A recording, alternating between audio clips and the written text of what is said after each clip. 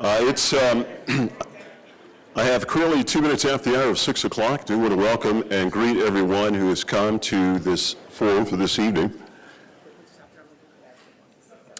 Absolutely. So we're going to start. We're going to invite Wichita Collaborative Journalism to come and make a few remarks, and then we'll begin following that.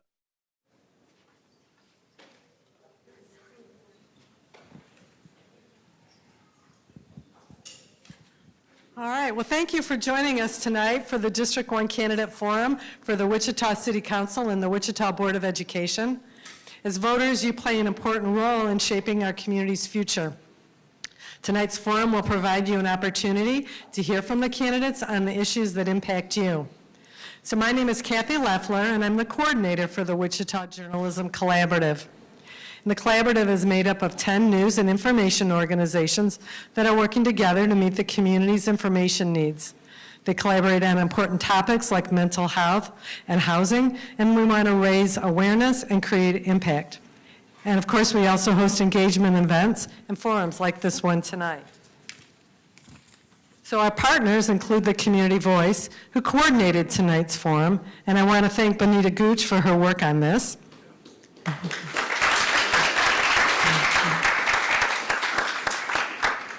And I also want to thank KSN TV, one of our partners, who's live streaming the forum tonight.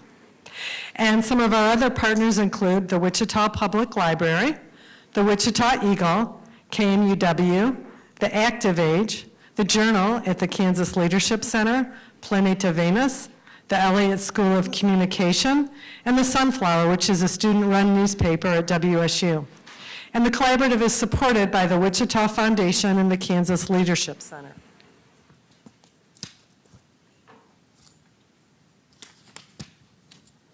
So I would very much like to thank the school board candidates Diane Albert and Mackenzie Truelove, and the city council candidates LaWanda DeShazer and Joseph Shepard for making time to come here tonight to talk about the issues that impact the community and to hear from you.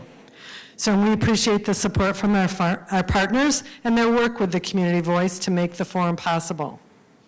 And I also want to thank the League of Women Voters, who are serving as our timekeepers tonight, and we appreciate their hosting the event with us.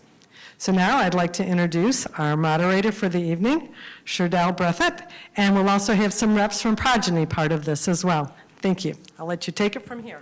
Thank you very much. It's a good place for that. I do want to greet you first. Of course, my name again is Sherdal Breathitt, and I'm excited to be here today and glad to have you all here as well. And so just want to welcome you to District 1 Candidate Forum sponsored by the Wichita Journalism Collaborative, KSN, and The Voice. I'm just excited for tonight's opportunity to come and to moderate tonight's program. And so for every house, there is a house rule. And so do want to definitely share what those house rules will happen to be for this evening. We're going to begin the statements from the candidates here in a moment, but first, here's our format for the evening. Each candidate will be given 2 minutes to present their opening statements to the audience. After that, we're going to start the question portion of the evening. Both candidates will be given 1 minute to answer each question. Then each of them can have an additional 30 seconds for rebuttal or additional comments, and we do recommend you do that. We alternate who answers first on each question. And at this time, we would like to invite the candidates to take the podium for the candidate, School District 1. Please.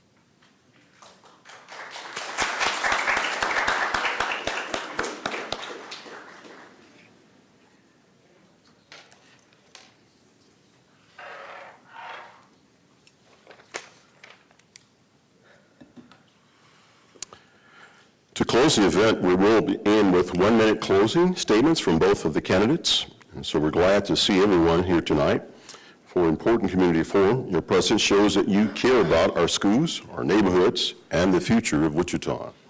We know these issues spark among strong feelings, and that passion is what keeps our community vibrant. But tonight, we want to make sure every candidate has a fair and equal opportunity to share their ideas.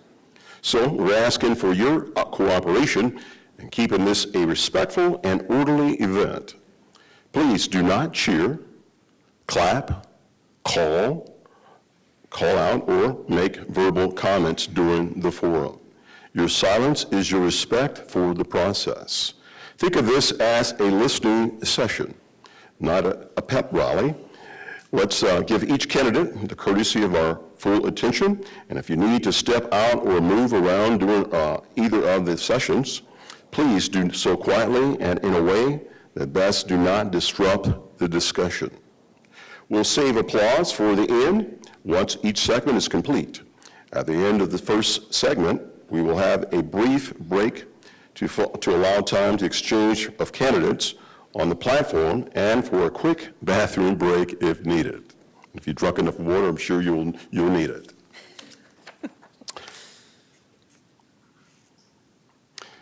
As far as the bond and facility funding, to the candidate, I'm going to take a flip for who's going to go first. So let's do that.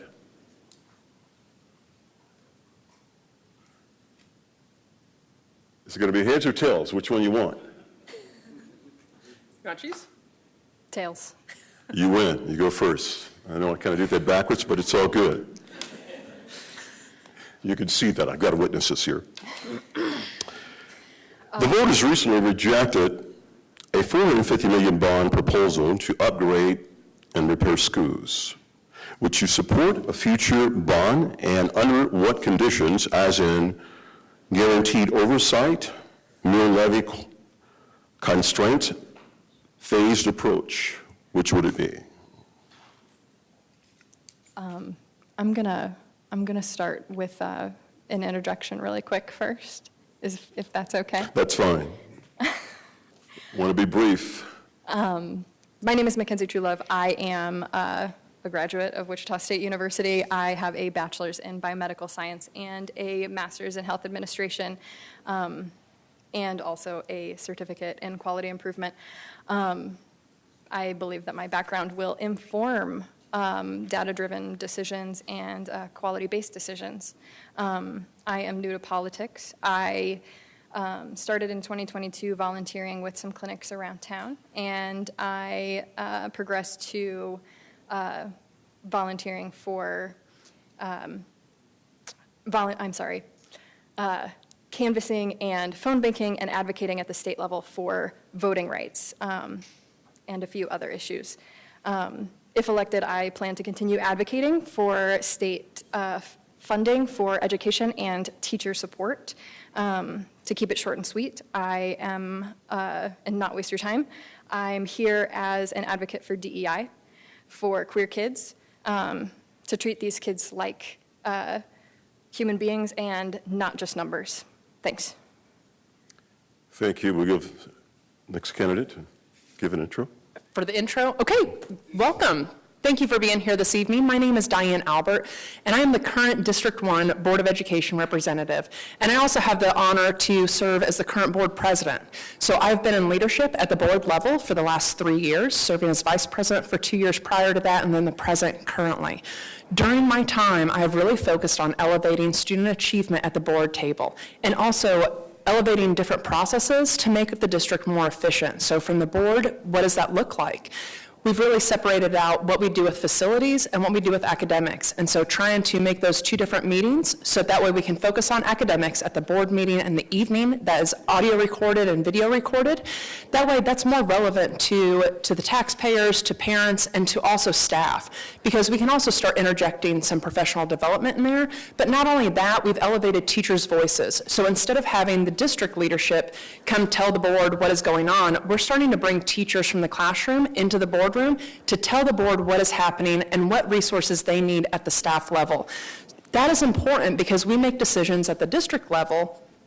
We need to make sure that dollars are still making their way to the classroom, that they're making the most efficient process and impacting the actual learning environment for students. Because the learning environment for students is also the employee environment for the staff teachers. So we need to make sure that those are good environments. But not only that, I've got the experience and the relationships built within the District 1 area to continue moving the district forward. And so I look forward to our discussion tonight, and I look forward to further discussions with everyone in this room as we progress forward. So thank you. Well, thank you both. We do have a very tight schedule, so I want to move through this as swiftly as possible. Again, with the bond and facilities funding. The voters recently rejected a $450 million bond proposal to upgrade repair schools. Would you support a future bond, and under what conditions, as in guaranteed oversight, mere levy constraints, phase approach would you take?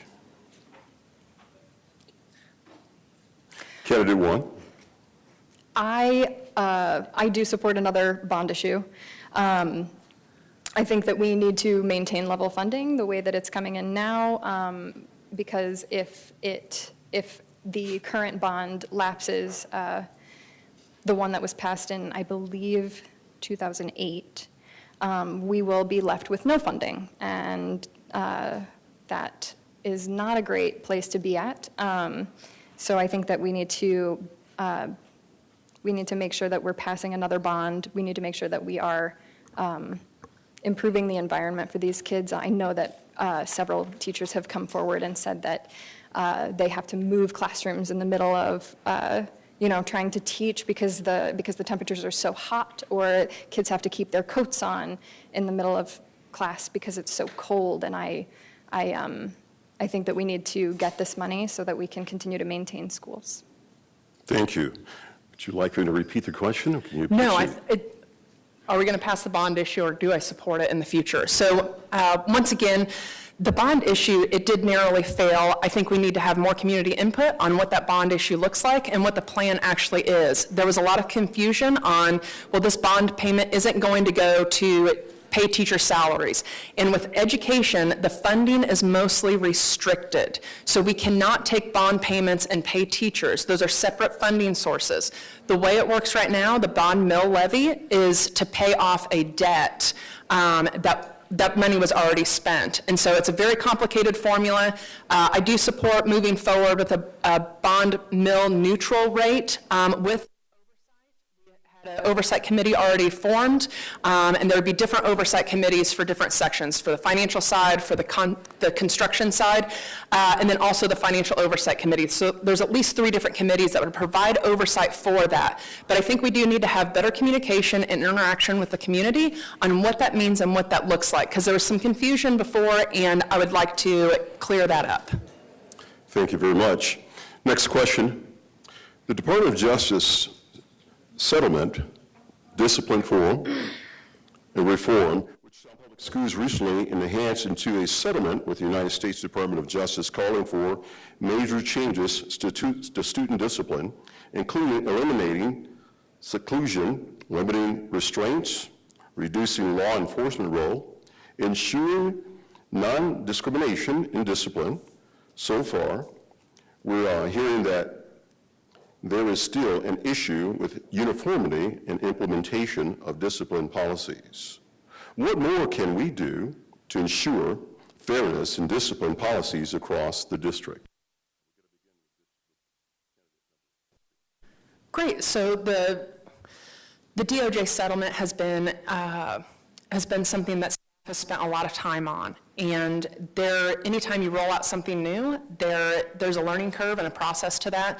And so there have been some gaps in the information and the implementation of the Department of Justice settlement.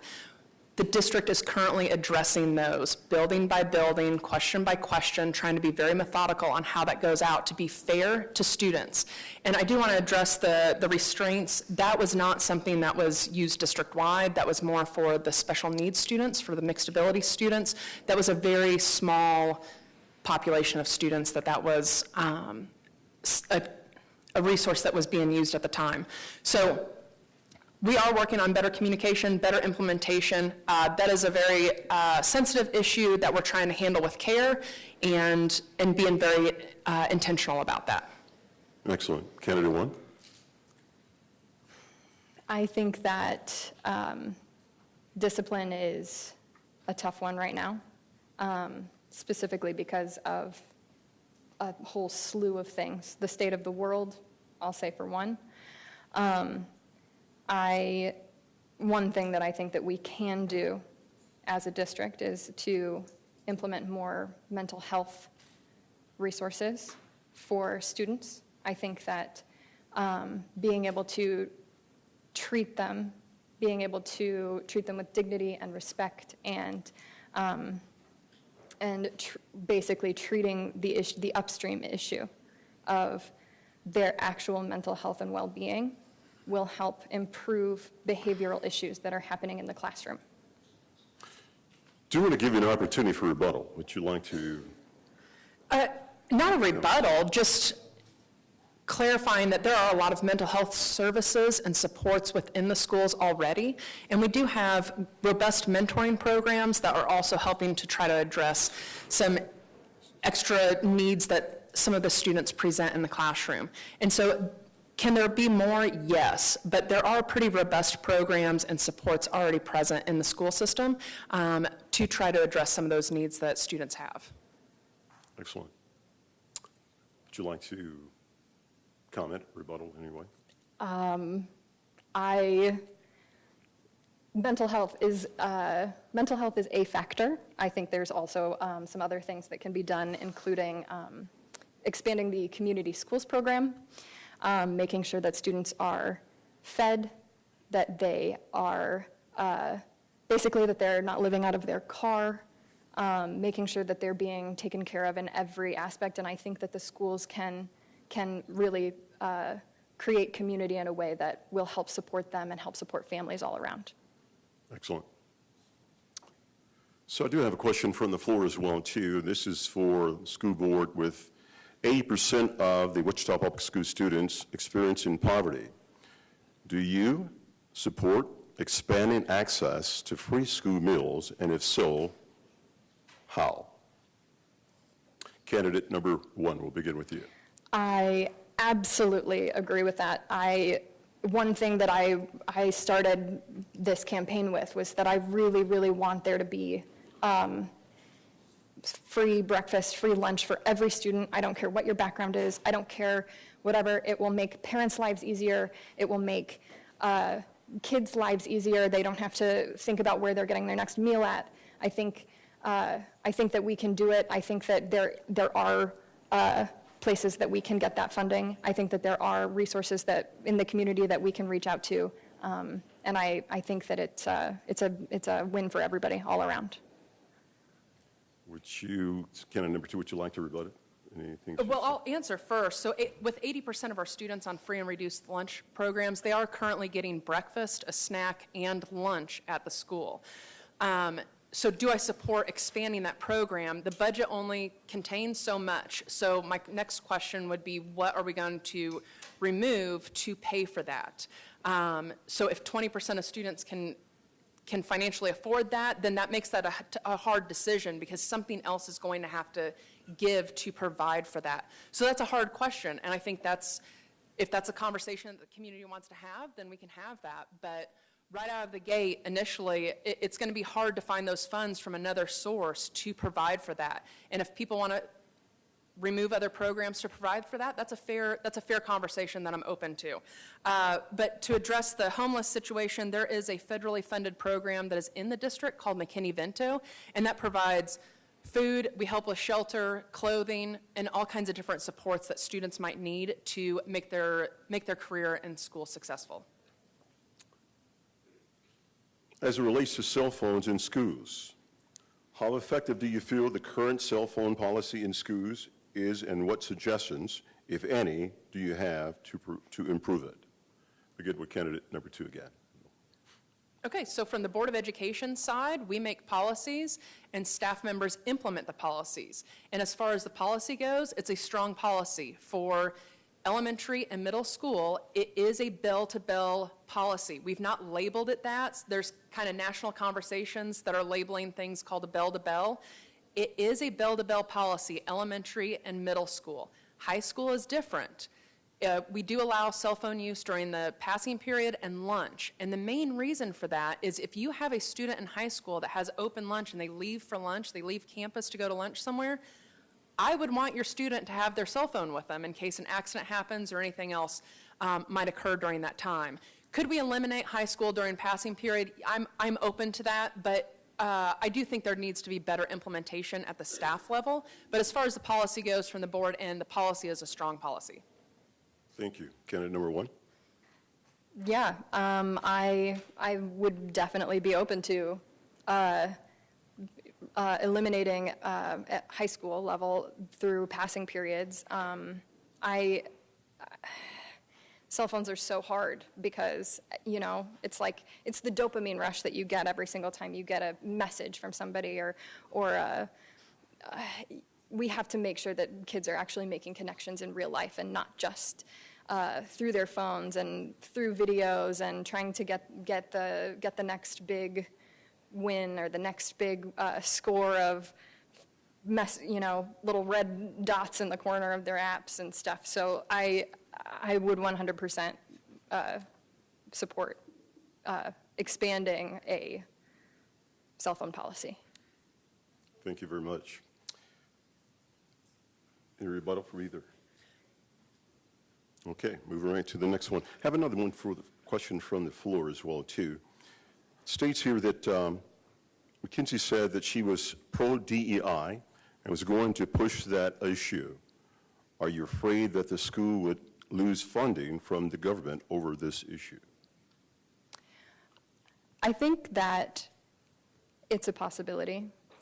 I, for one, think that it's just important that we're making sure that we're maintaining teaching a non-revisionist history. We need to make sure that we are advocating for students that actually need it and in an equitable way and not just saying, okay, everybody gets everything equal and fair, because equality is not equity. And that's why I would really, really push. Back in March, the school district removed DEI from its website, and I want to make sure that we're still really looking at those factors. Yeah, so the district did comply with federal mandates, but let's look at how the district handles things. Our tagline is every student future ready. There's no asterisks after every student. So we truly believe that every student needs a good quality foundation for education, so reading, writing, and math, so that they can go on and be who they need to be. Like, they can go on and do what they need to do in life and unlock their potential. That is the role of the school district. And so we really wholeheartedly believe that it's every student future ready. Some students need different supports to be successful. For example, if you've got a dyslexic student, they're going to need additional supports. We are about a learning environment and creating identities around the learning environment. And so I want to see students unlock their potential to be a scientist, to be a writer, to be an author, to be a poet, to be an artist. That is what the school district is there to do, and that's what I will continue to support no matter what. Excellent. Rebuttal from either? All right, moving right forward. Time is of essence. Here's a couple more questions. Teacher recruitment, retention, and support. High-need schools often struggle to recruit and keep high-quality teachers, especially in challenging environments. What incentive support systems or professional development models will help promote to attract and retain effective educators in your district's schools? Begin with candidate number 1, please. I think teacher pay is always on the table. I think that we need to really try to pay even support staff better than we do. I think that it's just really hard to. I've been looking for a house to buy, and it's nearly impossible for me to find something. And I work at KU Med, and it's a good job. And so I know that everybody that's working in the schools are struggling right now. I also think that, again, implementing some other things that will bring community into the school will help with behavioral issues that are causing teachers not to want to work, not to want to be there. And again, facilities maintenance, making sure that their environment, that the teacher's environment is livable. Thank you. Candidate number 2. So Wichita Public Schools, we've made a commitment since I've been on the board to be the highest paid district in the state of Kansas. And we reached that by hitting a bare minimum for first-year teachers, making over $50,000 a year last year. We try to provide robust teacher wages, teacher packages each year that we negotiate with the union to show respect and dignity to the staff because we know they have a hard job to do. And not only that, but we do have a robust recruiting department to reach out to different schools, not only in the state of Kansas, but in surrounding states. And then for support staff, for like paraeducators, special educators, we have sign-on bonuses to try to attract them to our district because we know their job is hard. But it's not only that, teaching today has never been harder, and it's never been less respected than it is today. 50 years ago, we all thought, you wanted to be a policeman, a teacher. There was jobs that were well respected. Sorry, I'm getting the stop sign. So with the last question, because time, of course, again, is of essence, with this last question, there's being no rebuttal, either one, okay? Community engagement and voice in decisions. Many residents may feel marginalized or disconnected from city decisions. How will you ensure robust community engagement and meaningful inclusion of resident voices in planning, budgeting, and development decisions in your district? Candidate number 2. Okay, great question. So I started what I call residents roundtables, and there's some pamphlets out there that I brought with me where there are meetings once a month. Anybody and everybody can come talk to me about anything they want to. And so those can be some fun engagements. But not only that, I am intentional about who I reach out to. So I have monthly meetings with the NAACP where Levanta Williams and Sandra Rankin and I sit down every single month and talk about what is happening in the community, what they're hearing, how the district can serve better. And there's a number of other groups that I sit down and meet with monthly and on a regular basis, because if you just meet with them once, that's not a continuous relationship. You need to have a regular meeting with people so that way you have a good relationship with them and you know what's happening and going on and you can respond. And so because those relationships are already there and developed, not only do I have those conversations, the district actually asks me to continue to reach out to the people I meet with regularly to get their feedback, and then that goes directly back to the district, and we've made direct decisions from those conversations, and I've asked direct questions from the board table based on those conversations. Excellent. Candidate number 1. I actually would agree with everything that Diane just said. I also think that showing up at school functions myself and bringing people with me is a good way to bring people into an environment where they can see exactly what's going on at the school so that they can see everything that we're doing. So, and sort of advertising to that effect. I look forward to showing up at all kinds of events and things and talking to people about everything that's going on at the schools, and I think that bringing community into it will help actually make a better school, make a better city. I think it'll be great. Excellent. Seeing that they're both, yes? Yep. I would just like to add something else to that. And I do agree with Mackenzie bringing people in. So the board started data walks, is what I call them this year. And Suzanne Perez from KMUW has an open invitation to that. I always give her an update on when and where we're going to be. I've reached out to Benita to also join in on those as well. But then also, as far as community, the site councils are being restructured this year, so building principals and leaders are encouraged to go out into their community and in their geographic location and invite churches, business leaders, community members into the school building so they have built-in support and networks and communication with others. Thank you very much. If you all would please join me in thanking our school districts, USD 259, Diane Albert, and Mackenzie Truoff for their sessions. There's going to be a 5-minute break for a bathroom break or water break, the case may be, but then we'll start up promptly in 5 minutes. Thank you very much. I want to welcome you back and ask you to settle down. We're about to begin section 2 of the candidate forum. This time our candidates are of District 1 and seat on District City Council as well. We will follow the same format that we did with the school board district and in the previous section. With candidates beginning with a 2-minute opening statement followed by questions with 1-minute answers each and 30 seconds each for rebuttal.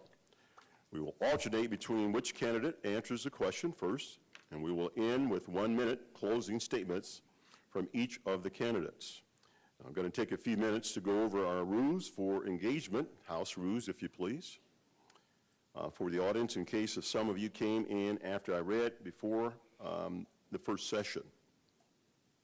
We can disagree respectfully, and that's what good civic engagement looks like. Thank you for helping make tonight a positive and a productive conversation for everyone. There's plenty to talk about with District 1, so we encourage the audience to reach out to the candidates after the event if they have additional questions or would like to continue any of the conversations we start here. We know these issues spark strong feelings, and that passion is what keeps our community vibrant. But tonight, we want to make sure every candidate has a fair and equal opportunity to share their ideas. So we're asking for your cooperation in keeping this a respectful and orderly event. Please do not cheer, clap, call out, or make verbal comments during the forum. Your silence is your respect for the process, and we'd appreciate that. Think of this as a listening session, not as a pep rally. Let's give each candidate the courtesy of our full attention. And if you need to step out or move around during either of the sessions, please do so quietly and in a way that does not disrupt the discussion. And I would like to also mention, if you have your phones, if you would place them in the silence mode or the vibration mode so it does not interrupt the process. We'll save applause for the end of the session, and once each segment is complete, we can then share our appreciation for this session. So want to give got to flip a coin as well too, to see who's going to go first. Try that again. Feel like a referee. Which do you go, heads or tails? Which one of you want to go heads or tails? Who's going to? Heads. You got heads? What you got? That means I have tails. You got tails. Heads it is. That being the case, these are the questions that I would like to pose. With an opening first, right? With your opening. Okay. And we'll go with Start opening. All right. candidate 1 first. Good evening, everyone. And again, thank you for allowing us this opportunity one more time to just connect with the citizens of District 1. I am LaWanda DeShazer, and I am running for Wichita City Council District 1. I'm running most of all because I care. I care because I grew up in District 1. I care because I am still an intentional resident of District 1. I've seen District 1 as a kid, and it was flourishing with grocery stores and businesses. And I've seen another side of District 1 where buildings are crumbling. I've seen a side of District 1 that College Hill residents, they're fighting for their identity. They're struggling with development and character of communities. I've been to Sunny Side where they said they felt forgotten for so long. And so I'm running because I want to bring equity back to City Council. I'm running because I want to see everybody be successful in District 1.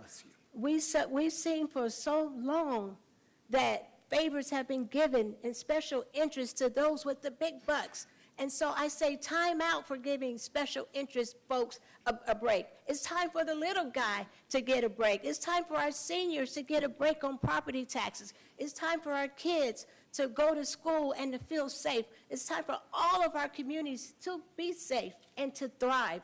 I'm running for District 1 because I am District 1. I am LaWanda DeShazer, and I'm asking for your vote on or before November 4th. Let's go.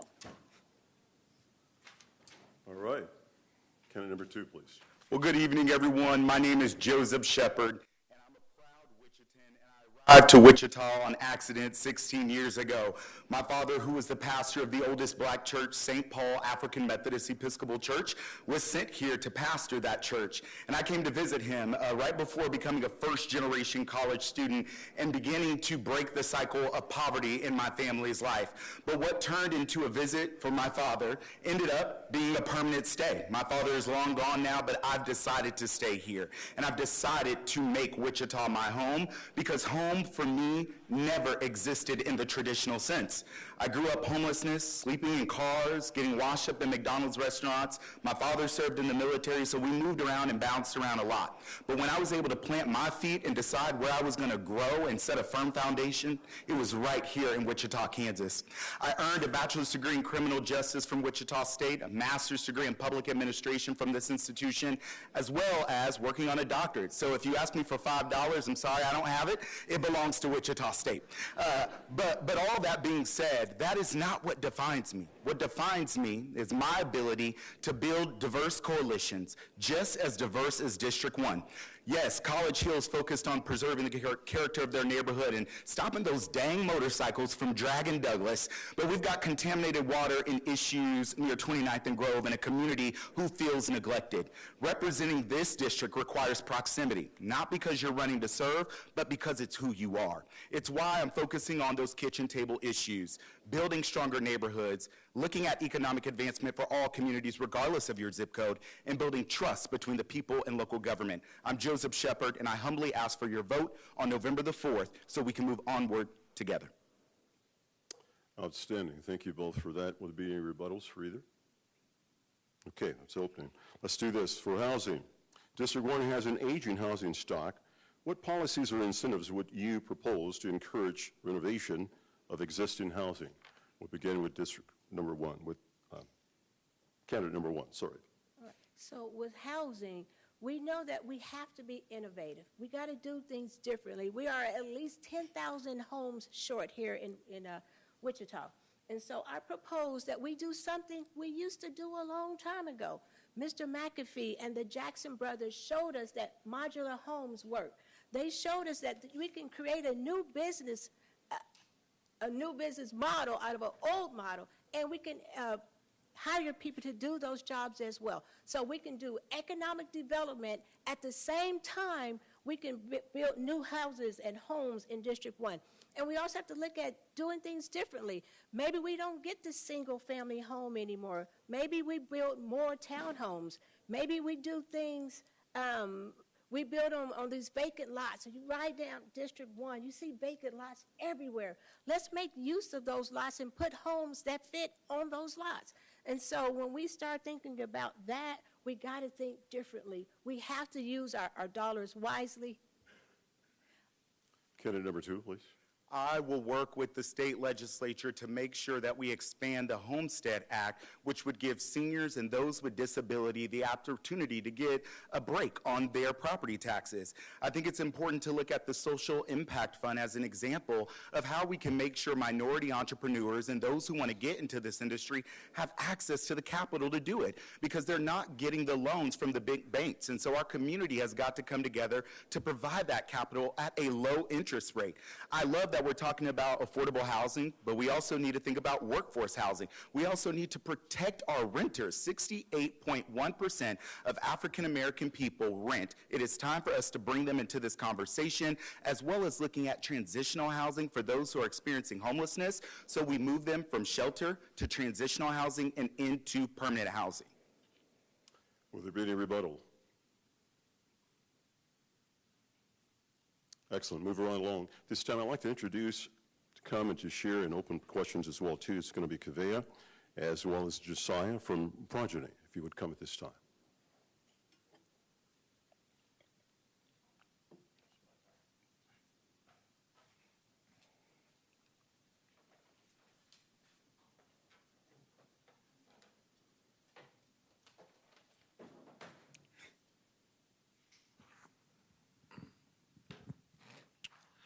Hello, my name is Josiah Gomez Sharp. I'm here with Progeny. My first question is, how will you ensure that youth from middle school to early college have meaningful input in decisions that affect their lives, like public transit, recreation, or safety? Is that me? It's going to be Kennedy too, please. Josiah, thank you so much for that question. As a young person in this race, I know that young people have power, and we have to bring them to a table not just as a transactional check the box, but give them an opportunity to have a voice in policy. One of the things that I'm going to do, Josiah, is advocate for every single DAB member to have a youth representative. Right now it's recommended, but it's not required. But we need to make sure youth voices are at the table.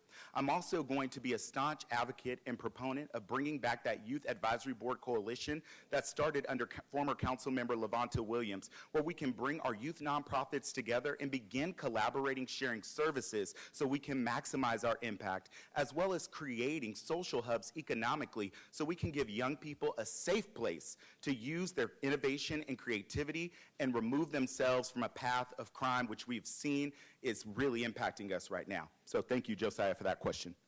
Candidate number 1. Can you repeat that question? Yes, it was, how will you ensure that youth from middle school to early college have meaningful input in decisions that affect lives, like public transit, recreation, or safety? Okay, so I have worked with youth. That is my claim to fame. I was the youth advisor for the Wichita branch NAACP, so I've done these things. I've taken our youth to the state capitol where they've advocated for minimum wage increases because they've had parents that exited the prison system and their dads couldn't get a good job, and I let them do the talking. I've had young people during the Poor People's Campaign when Bishop Barber came here. I had young people leading the conversation. They talked about the fact that they felt dumb sometimes in school, and so they were using their voices. I gave them those leadership skills to be able to use their voices, and I would carry that on in my work. I work with football players and cheerleaders, and we make sure that they have a voice. Whatever we do, we don't do it without them. And when we talk about having a meaningful career, we know that USD 259, our school district, provides those opportunities. So we as adults have to make sure we push them that way. Thank you very much. Would you like to rebut that by any chance either? No, sir. Awesome. Next. Good evening. My name is Kavaya. I'm also here with Progeny. And my question is, too often youth face stress, mental health challenges, and violence in their neighborhoods or schools. What policies or programs would you support to improve mental health resources, trauma-informed practices, or safety in your district? So there's an amazing program happening right now called Violence Impact, run by Keenan Charles, because we understand that our youth are placed in positions where they see violence on a regular basis, and it creates trauma. So we have to make sure that we invest in these neighborhood and community organizations that are doing the work. Grassroots are everywhere, and so we have to invest our dollars in them. A lot of times our city bucks have been going, again, to big economic development projects. It's time to bring those dollars back and start using them wisely to make sure that we do have safe and thriving neighborhoods so that kids do feel safe. When I was a kid, we could walk to the park. Kids don't do that anymore. Community policing, bringing everything back so that our kids feel safe. Interject community policing, community with police, thriving, safe, and thriving neighborhoods. Candidate number 2.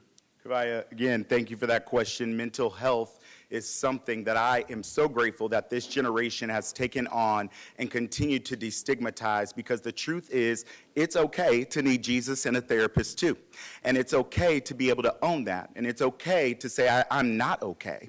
But we have got to elect leaders who model power through vulnerability. Be willing to say, I'm wrong, I need help. And a leader should be modeling that through their actions.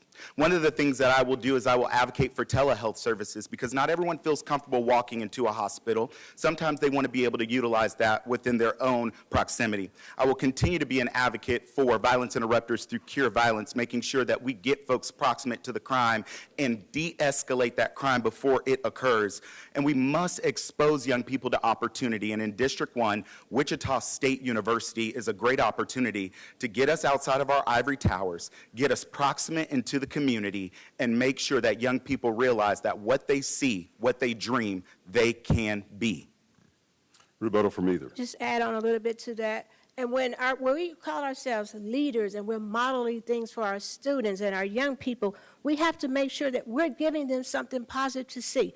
I'm in the schools, I'm volunteering, I'm mentoring, and when we say we make a mistake, we need to own the entire mistake. If our kids know that we're fibbing and we're not being genuine, then we are not role models to look up to. So I encourage all of us to make sure that when we say we stand on truth, we stand on truth. Joseph? I want all the young people here to know that you matter, that your voice matters, and I know that it matters because I've been a substitute teacher in Holy Savior Catholic Academy. I've been at Newman University working in higher education and understanding the struggles that folks deal with. And for the past 5.5 years, I've had the opportunity to serve young people in rural and urban communities, not just in Kansas, but all across the country. And you know what? Vulnerability is power, but also context and nuance matters. Know that you are a multifaceted individual. None of us live single-issue lives, and I want you all to know that that's okay. Thank you both. Anyways, my next question is, This will be for candidate number 1, please. would you support creating a District 1 Youth Advisory Council to meet regularly with board members and shape policy decisions? Absolutely. We have to make sure, we always say you need to give kids a seat at the table. I want to do more than that. I want to give them a voice at the table. And I've been doing that in Wichita, where it matters, where our kiddos are. I haven't taken my programs to places that don't matter. I've done it right here in Wichita. So absolutely, I would create any type of board where children have a voice. Again, I've ran the NAACP Youth Council, and when the Youth Council is ran by the youth, the District 1 Advisory Board, I've already said numerous times, I want to revamp that board and make it more than what it is. We have, one youth on that board right now. We can do so much more. And so, absolutely, I believe in not just a seat at the table, but a voice that matters. Thank you. Candidate number 2. I think I already answered your question, Josiah, but I want to reiterate that, yes, I will be an advocate for making sure that we bring that Youth Advisory Coalition back and that young people have a say in what bringing it back looks like, as well as the framework. Again, having worked for a national nonprofit that started in the state of Kansas, that I led the transition, moving the headquarters from Dodge City, Kansas to Wichita, Kansas, means that I care about this community. In addition to that, I've also had the privilege of making sure that we don't just talk about how great we are in our own community, but have had the opportunity for 2 years back-to-back to bring 100+ young people from across the nation to Wichita, Kansas to see the beauty and the strength and the power that lies here. We have generated, for the first year in that program, $218,000 in money in their pocket that they gained from knowing that they can serve, and civic engagement can be a pathway for them. But that was also a $200,000 economic investment that Wichita benefited from because we decided to host our events here in Wichita. Thank you both. Any rebuttals? Again, I just want to iterate, my work has been intentional to help the youth right here in District 1, because those are the youth that have been forgotten, and we have to make sure that the youth that are here are the ones that we are focusing on. With my work with the Wichita Collective Impact, I was able to lead a charge of bringing over $200,000 to 67214 to help with third grade literacy. Again, helping our students right here in Wichita in District 1 that need the help. Comments? Nope. Okay, thank you very much. My next question is, if elected, what is one signature initiative or project you hope to launch in your first term, especially benefiting youth in District 1? A follow-up to that is, how will you measure success? What benchmarks or data will you use to know whether things are improving? Candidate number 2, Joseph.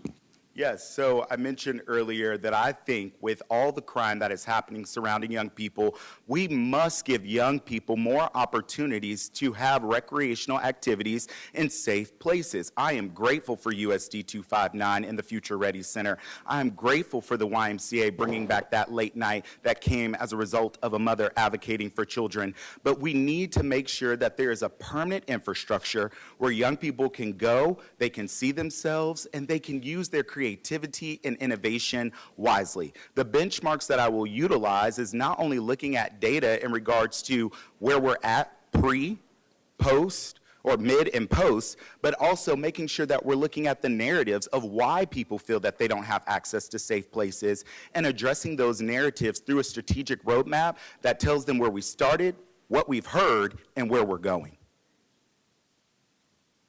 Thank you. Candidate number 1, please. All right, so for our youth, before I would start any new program with the city of Wichita, I'm really advocating for a forensics challenge. I want auditors to really look at the city's budget and finances and see where's our money, where's it been going, what have we been expending it on? Again, these sweet deals with developers that have shortchanged us on our tax dollars mean we can't always provide the programs that we need to provide. And once we find the money, then we can do things like the rec centers used to be places where kids could go and feel safe. Now they become places where you have to pay to play. Pay to play, hold on to that. And so we need to get rid of that. We need to make sure that things like late night at the YMCA, it's not a new thing. They've been doing that for years, but we haven't been taking advantage of it. So I want us to take advantage of the opportunities that are given to us. But you know what I found out? A lot of times people don't know about those opportunities. So I want to be a cheerleader for those things. Thank you very much. Is there any rebuttal? Yeah, I want to say that the city in 2022 did adopt an internal audit format that they follow. Your taxpayer dollars are being audited. They also have a third-party auditor that looks at these things as well. Listen, if we want to look at inefficiencies, I'm not going to say that there are none. I think that we can always do better. But the reality is that there is an audit that exists. It was adopted by the city manager in 2022. There's also a third party that comes in and looks at the audit as well. Well, I'm going to say our auditors have not done a good job. And again, I'm going to advocate for us to follow the money because we saw the failed deal at Kenmar. Those developers owe the city $1.4 million, and our current city councilman was saying, just give us $400,000. Not good enough. We've seen the failed Star Bond projects with the baseball diamonds, and we've seen the failed projects all across the city. And so we need to make sure that we are following the money so we can do those projects. Okay. Mr. Shepard, give you the opportunity to rebut. Yes. So again, the Internal Audit Department was founded in 2022. The Kenmar Plaza deal happened before that. I agree. What happened at Kenmar was not acceptable. It is wrong. And we have to acknowledge when people see a mistake that was made and turn a learning mistake into an opportunity. And can we do better? Absolutely. But I want to be clear, context and nuance matters. There is an Internal Audit Department, and there is a third party that comes in, and we must continue to engage community to see where we can do better. Thank you. I'm going to have to move on to the next one. We're going to have to do that. We've been both for opportunity to rebuttal, so we'll give. I will. If you would please just join me in thanking Prodigy with Kavea and with Josiah coming and sharing with us today. Thank you. Thank you. And in case you don't know, the way I understand it, that Progeny is an organization that deals with youth justice issues. And that is a major issue, and we applaud their efforts. Moving right along. As we get into the area of food access, we all know Northeast Wichita is a food desert. The city has proposed and set aside funding for the Neighborhood Corner Store Initiative. With limited, if any, results, what would you propose to address food necessities or insecurities in Northeast Wichita other than community gardens? Beginning with candidate number 1, please. All right. So I'm a foodie, and I absolutely need more than fruit and vegetables. So we need full-service grocery stores in those food deserts. And so I sat on the food master plan, and there was $1 million set aside to help bring in grocery stores. That $1 million never materialized. Again, we got to follow the money. And do you know that there are over 3,000 food chains in America? We've been relying on Dillon's and Walmart There's so many more. We missed the boat. When Save-A-Lot's closed, there's a company called Yellow Boat. They were going into communities and buying up those stores and saving the neighborhoods. We missed the boat on that. And so when we say these companies have made little mistakes, I say a $1.4 million non-payback is a big mistake. Those are funds we could be using to bring grocery stores into these food deserts. We want more than fruits and vegetables. We need them, but we need more. Councilman This is a humanity issue. Our young people all across District 1 deserve access to healthy, nutritious food because we know that it impacts their abilities when they go into a classroom and they're sitting down and they're learning. And we also know that it impacts their health. This is a humanity and health issue. What can we do besides community gardens? Although I'm a major proponent for that, we also can make sure that we are working with the private sector to utilize mixed development to attack both the affordable housing crisis and making sure that we have a smaller chain grocery store on the bottom as we look to build our population to bring in larger chain grocery stores because population impacts that. We also need to partner with entities like Kansas Appleseed to make sure in the summer that free lunch continues to be served to our young people and that it is not up for debate whether or not free lunch should be a thing for our kids. I'm a free lunch kid. And so when we feed our kids, we're feeding America, we're feeding the future of our community, and I will work with our Board of Education to do that as well. Thank you very much. So Item number one. free lunches is amazing, but it doesn't solve the issues of grocery stores. I still say follow the money, quit giving away our taxpayer funds, and then the city of Baltimore actually invested into grocery stores. Our city can do the same. As long as we have the funds in place, we can make sure that we take care of ourselves. Joseph, We have to have the funds in place. I think you can't touch a restricted budget. You cannot do that, right? And so the question becomes, where do we find the funds to do that? I don't disagree. Full chain grocery stores are amazing. And the reality is it takes time. So the question becomes, what do we do in the interim as children are hungry, as families need food? We have to work with the private sector to bring in smaller chain grocery stores. We have to rely on people and state legislature to pass those dollars down to make sure our children are eating in the summer when school is not in. I was the kid that relied on that free lunch in school. Our children should have it year-round. I want to say I appreciate the civility that we're experiencing right now. And if you don't mind, can we just give a quick, great applause just for that? I appreciate that.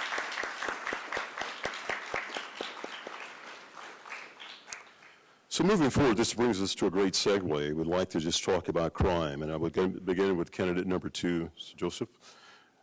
How do you define public safety? And what do you feel the balance should be between funding law enforcement and funding initiatives that have been into crime prevention? So I define public safety not only in the sense of the traditional idea of law enforcement, but I believe fire is public safety. I believe EMS is public safety. I believe ICT-1 is public safety. I believe looking after your neighbors block by block and building neighborhood coalitions is public safety. Now, I know that the conversation that a lot of people have is about 40% of budget going to police.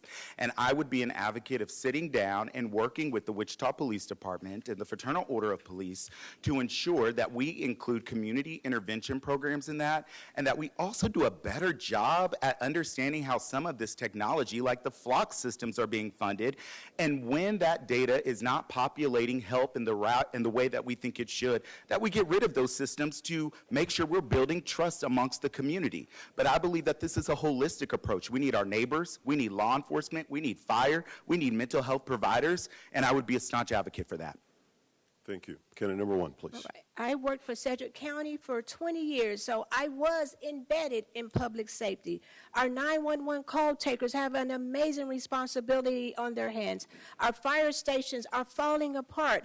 Our police departments, yes, get the majority of our funds, but they've really invested in a lot of technology, which tells me we can start shifting funds in a different way. I am a big advocate and proponent for community policing. The police chief said the other day, some of these crimes aren't a police problem, it's a community problem. That's kind of fuzzy to me, but community has to be more involved. And how do we get community involved? With community policing.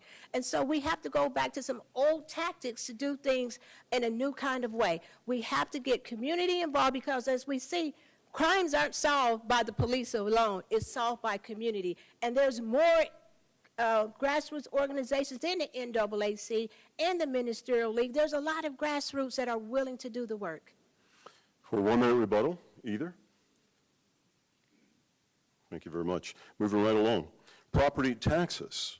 The current city council has discussed increasing Wichita sales tax as a way of possibly reduce property taxes. What are your thoughts on a sales tax increase? Beginning with candidate number 1.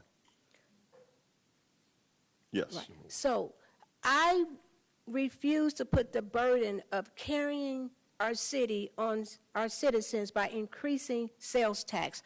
I'm going to stick to my guns and say we need to do a real audit on our finances. The city just hired an auditor this year. So they may have an auditing department, but it wasn't functioning properly. We have to find the money. We've been giving deals away to developers. We have not got a return on our investment. And so before, again, I put a burden on us, we need to find out where our money is and where it's been going, and then we can move forward. Candidate number 2. I believe that deciding a sales tax should be up to the public, which is why I've been an advocate to making sure we send that out to a public vote. And if the answer is yes, that we also engage the community on where and how those dollars should be used. I also want to clarify that 30% of that sales tax is generated from tourism. We heard that today at the city council meeting. After we celebrated a lot of the major wins that we received, we talked about $2 million of the dollars generated went into that sales tax. But here's what else it could do.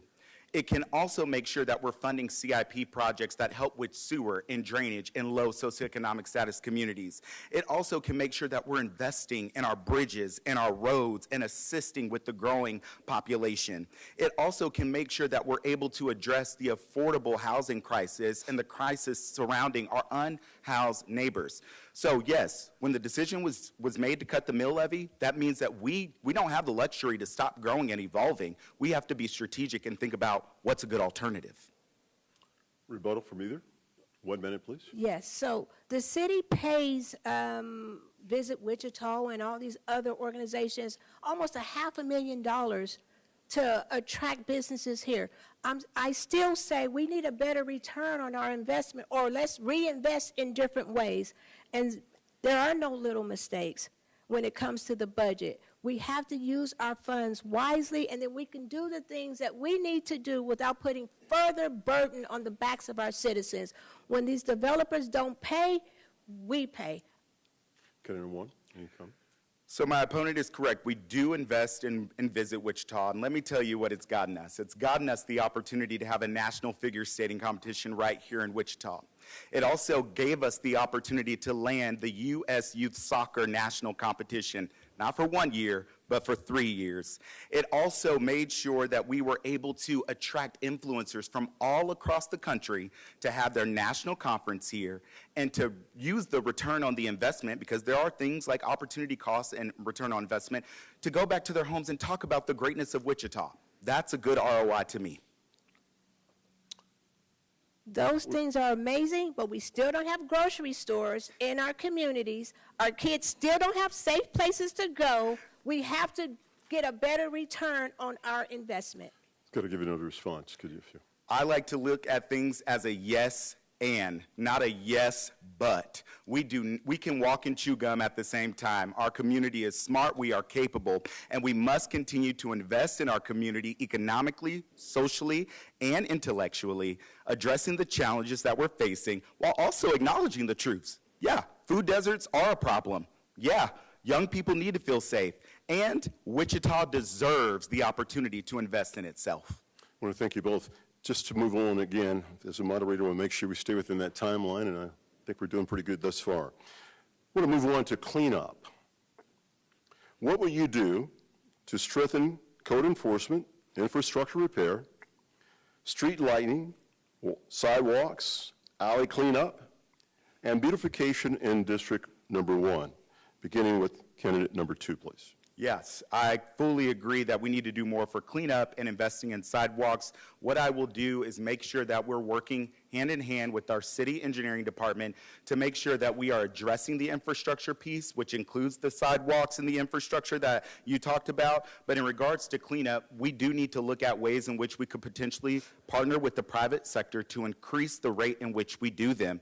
We also need to look at the rules and regulations surrounding the cleanups. They are very strict. For example, I met with the landlord in District 1 who said, listen, somebody left my home trashed, and I thought, great, neighborhood cleanup is coming up, but according to the policies, a landlord can't participate in the neighborhood cleanup. Well, why is that? We've got to fix that. We have to eradicate some of these barriers that are making it difficult for people to be good neighbors. And I will work alongside our city staff, who I believe are the experts, engage the private sector, as well as be a staunch advocate for reducing barriers to be a good neighbor.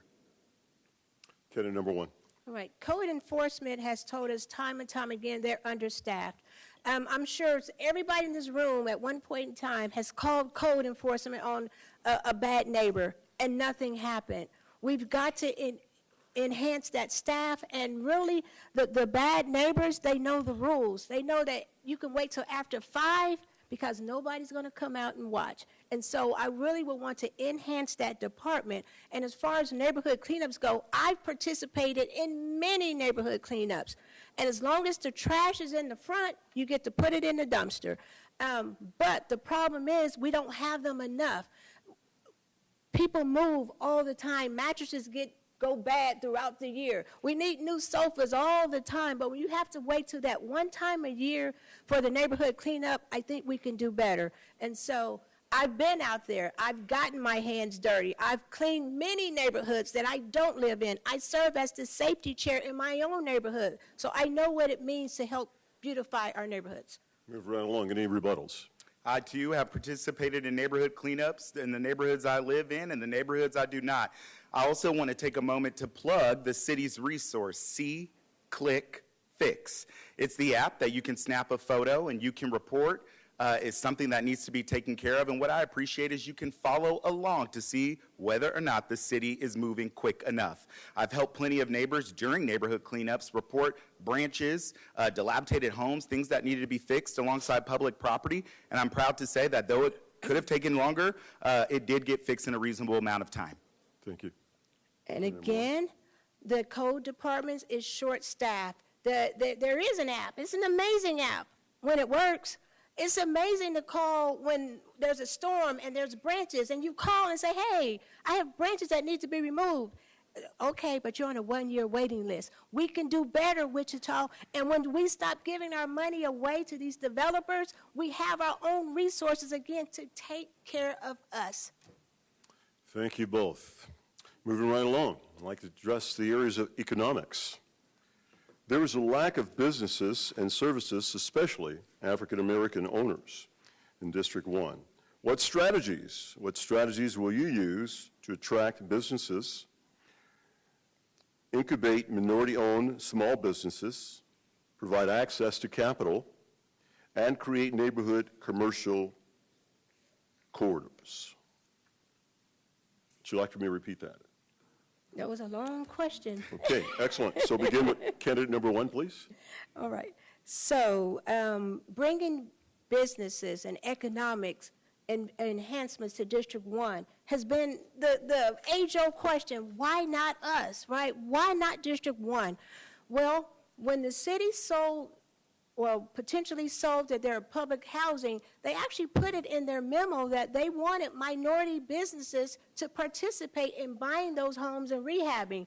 I talked to a minority subcontractor. He said, LaWanda, I never knew. I never knew the opportunity existed. I said it earlier that the city, we pay organizations $500,000 plus building leases to attract businesses to Wichita. Why not attract them to the areas that have been forgotten? Again, I say we have resources in place. Let's redirect them and tell them what we want to have done. It is our taxpayer base. And if District 1 has been overlooked, it's time to take another look and let's make some things happen. Candidate number 2, please. I believe that we have resources like Founders Grove and Create Campaign that's working to cultivate entrepreneurs and teach them the ropes of how to grow, scale, and be a sustainable small nonprofit or small business. I think we need to continue to support entities like that and the Wichita Independent Business Association. Currently, the city does give out about $100,000 to those entities to go back into supporting minority entrepreneurs, and I will continue to be an advocate for that. But beyond that, I think we have to work alongside our community to make sure that when we talk about economic development, it's economic development that is fixing and solving a need that is relevant in the community. And we need to start partnering with the entities that have the resources to do it, like Wichita State University, and bringing them to the table and saying, you don't get to just build whatever you want, you have to work alongside us. And I think that there's an opportunity to look at the growing rate of the Latino Hispanic population and utilize their strengths and assets to scale and grow businesses as well. Kenneth, we're in the final stretch. I would like to ask if there's any rebuttal from either. Yes. So, yes, we have Founders Grove, but why do we only have one entity to help all these entrepreneurs? We can do better. I'm going to stand on that. We can no longer just have one place to go that cures all of our problems. District 1 is massive. It's large. We can't just rely on that place. And so I say, let's put the resources out to where the people are. We got to quit saying, go here, and that's the only place you can go. We have the funds. I keep telling you all, I'm going to drill on it. Day one, we're going to find the money.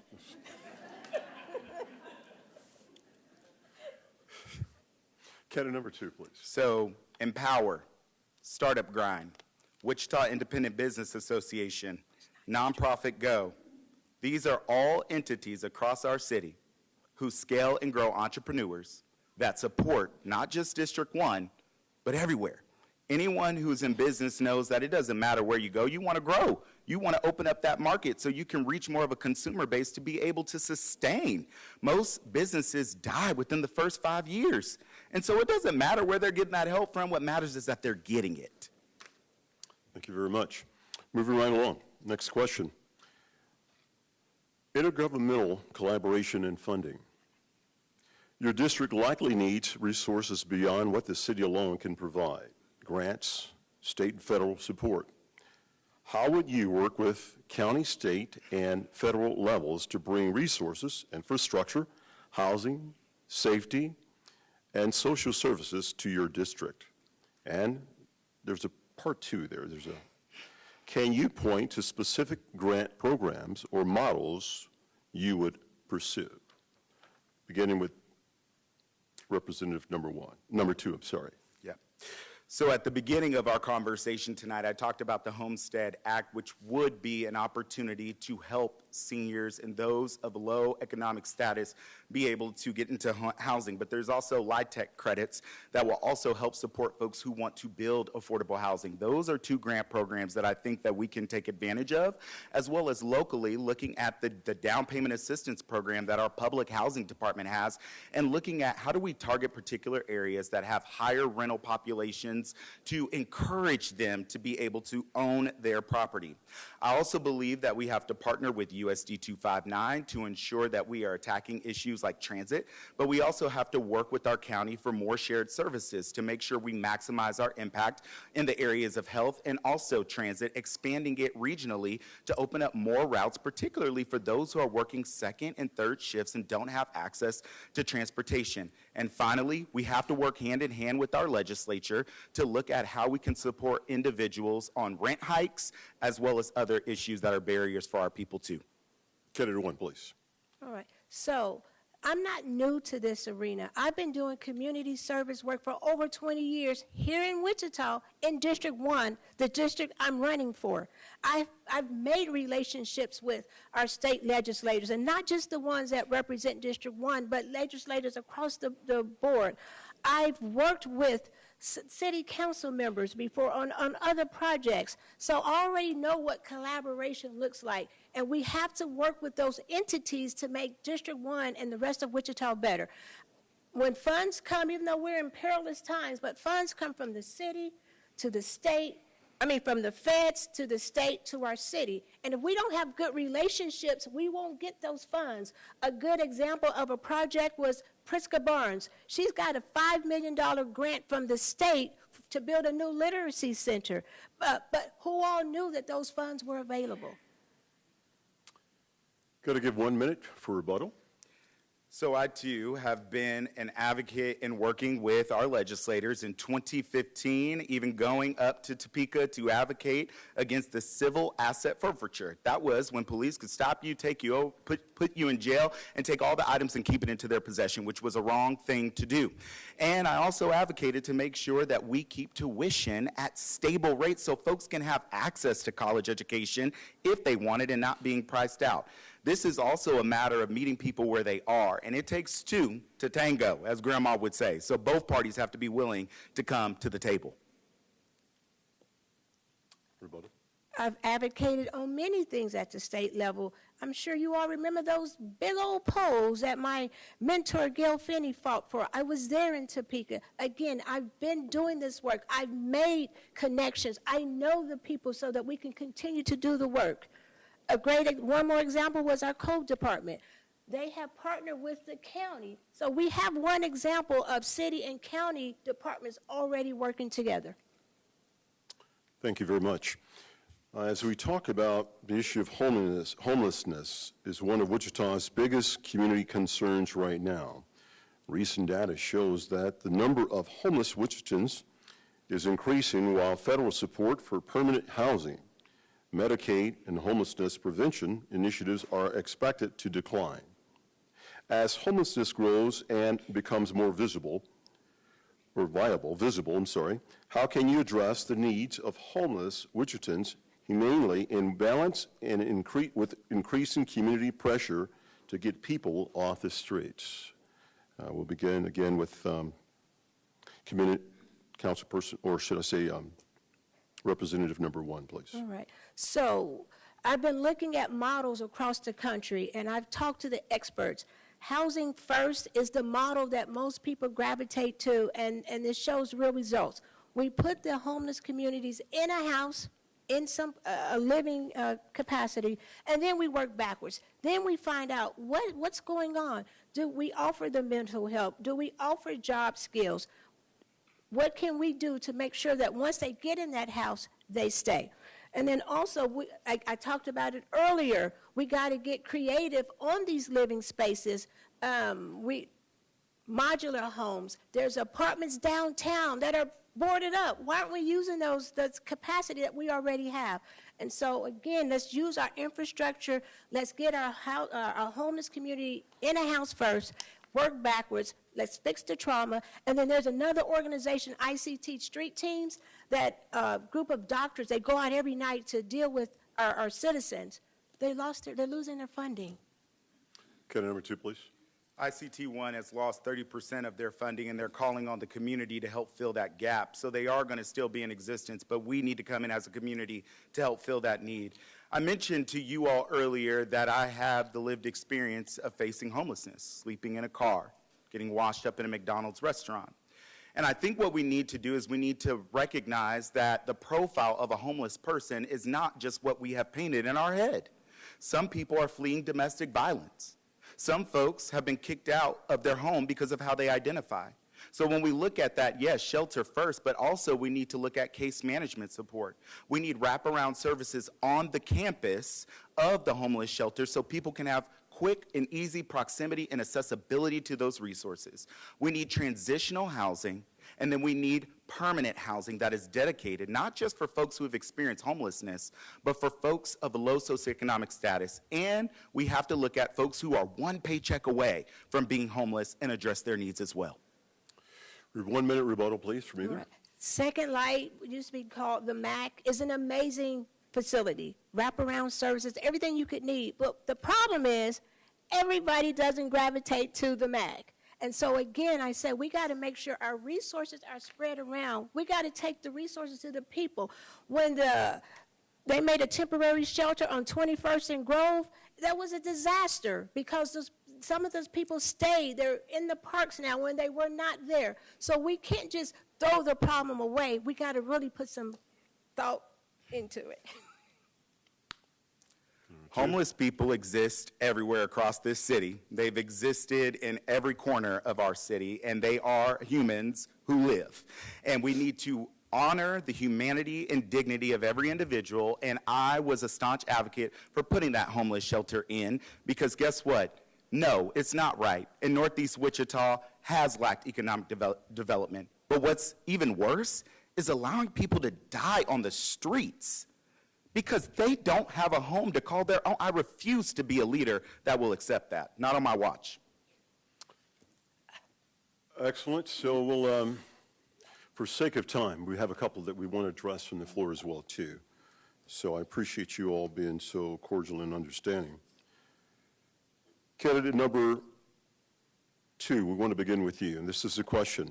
What will you do to do better than the current council person, Johnson, as it reads?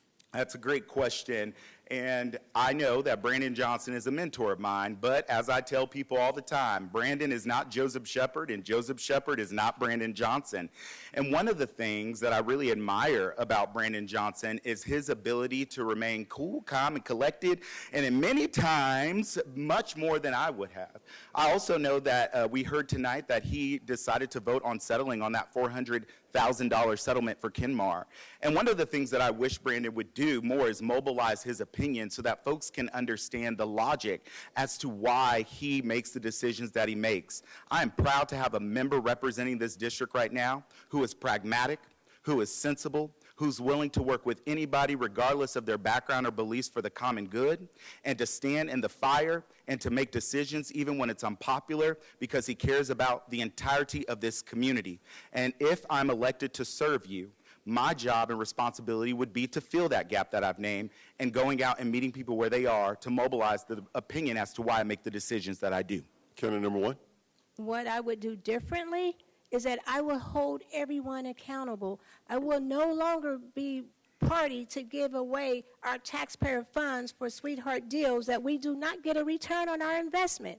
I would not say it's okay to give us $400,000 when you owe us 1.4, not to mention we gave you 2.5 to begin with, and then you sold the land and made money, and we're going to say, okay, those are the things I would not do.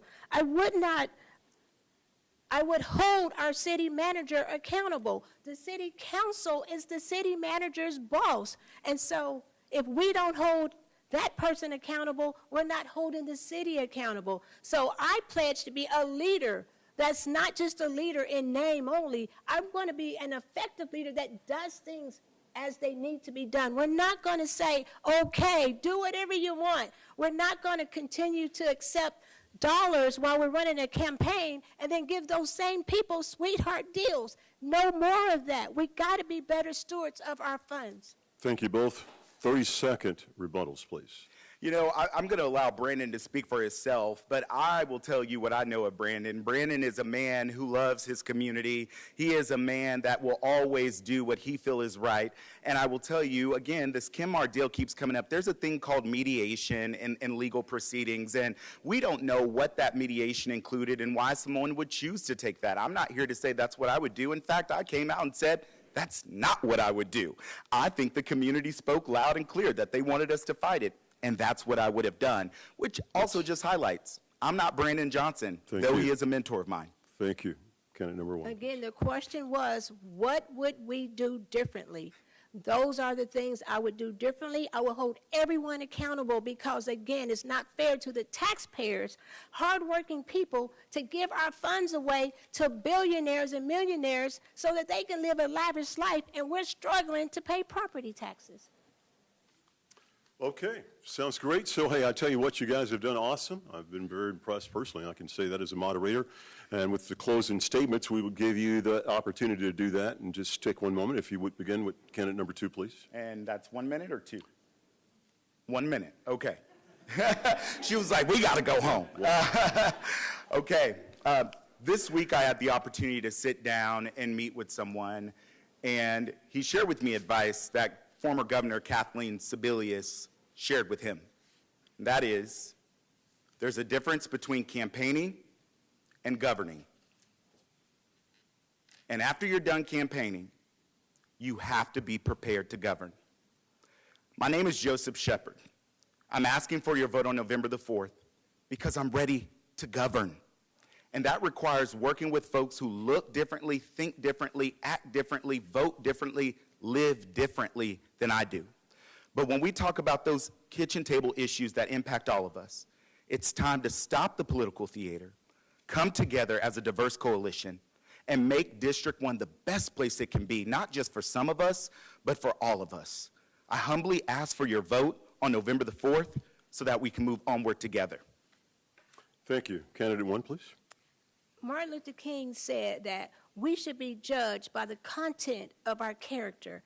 Content of character means we're ethical, we're honest, and when we say we want to be a leader in this community, those things matter. We can't say, oh, it's just a little mistake. No, those are big mistakes when you're in a leadership position. And when you own your mistake, you own all of your mistake. You don't sugarcoat it, you own all of it. I'm LaWanda DeShazer. I have an honorary doctorate in theology. I have a business degree, master's degree in business, undergrad in human resources. I understand business. I understand people. I am ready to serve day one. I don't need training wheels. I'm ready to go. I'm asking for your vote on or before November 4th so we can take Wichita in a different direction, one that the people matter and not just big business. November 4th, LaWanda DeShazer, I'm ready to go. Can you please join me as we give them a round of applause? Thank you. An outstanding job. Candidate LaWanda DeShazer and candidate Joseph Shepard, thank you very much. And I also want to thank again this youth group that came up, brought a opportunity to come and to share with us as well, too. Can you please celebrate them one more time, please, as well? Fine job. Thank you.